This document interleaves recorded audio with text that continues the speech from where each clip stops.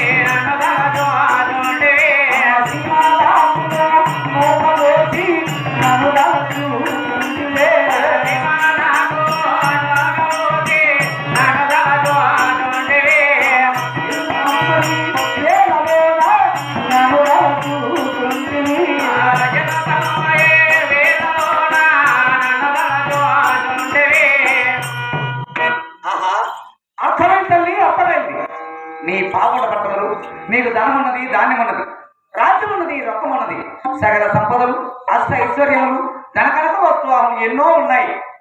నీ గర్భంలో 6 మంది మగసంతానం కలిగారు. అయినా ఆడసంతానం లేక నా కదుపు వెళ్తొచ్చిరా. వద్దు తల్లి, వద్దు. నీ గర్భంలో ఆడసంతానం వద్దు తల్లి. ఎందుకంటే నీ శీలమూరి వంశంలో 7 తరాల నుంచి ఆడబిడ్డ లేదు. నీ గర్భంలో ఆడబిడ్డ పుడితే ఆ పుట్టబోయే ఆడబిడ్డకు ఎన్నో కష్టాలు, ఎన్నో బాధలు ఉన్నాయి. కాబట్టి ఆడసంతానం మరిచి నా కదిరికోయలు విడిచి నీ పాపండుకు చేరు. వెళ్ళు తల్లి, నా కదిరికోయలు వెళ్ళిపోమా.